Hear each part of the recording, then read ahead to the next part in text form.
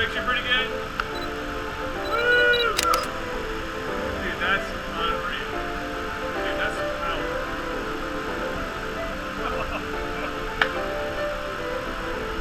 I'm here at one of the 7 wonders of the world. You know, with some things, if you're too close, you're not really going to see the full grandeur. You got to step back to see the total beauty. Marriage is one of those things, kind of like Niagara Falls. What if you only saw one little aspect of marriage, the sacrifices you get to make, that you get to give up all your money to somebody else and never have it to yourself again, that you get to give up all your closet space, that you get to always report to someone else about where you are every day for the rest of your life. No one would want to get married.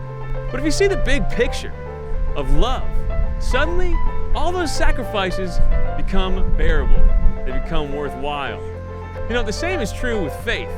If you lose the context, suddenly it seems like a bunch of disjointed doctrines to learn, a bunch of irrational rituals to go through, and a bunch of repressive rules to follow. That's why Pope Francis, he recently said, we as a church cannot insist only on issues related to abortion, gay marriage, the use of contraceptive methods. When we speak about these issues, we have to talk about them in a context. So what is that context? In a word, love. God is love. It's love that breathed truth, beauty, and goodness into the void. It's love that created space and time so He could put you in it. It's love that when we rejected His plan, sent prophets to get us. It's love that became one of us to save us and bring us back to our creative purpose. If you lose that context to love, there's few things as unattractive as marriage and Christianity, which makes all the demands of love and has none of the beauty and none of the rewards. That's why John Paul II, he said, religion itself, without the wondrous experience of the discovery of the Son of God and communion with Him who became our brother, becomes a mere set of principles which are increasingly difficult to understand and rules which are increasingly hard to accept.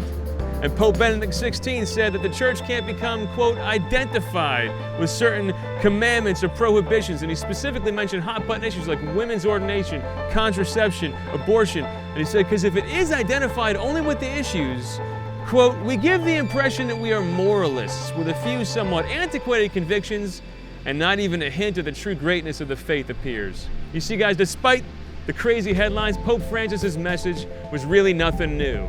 It wasn't a break with what his predecessors were saying. And what they were saying is nothing new either. They were reiterating the gospel.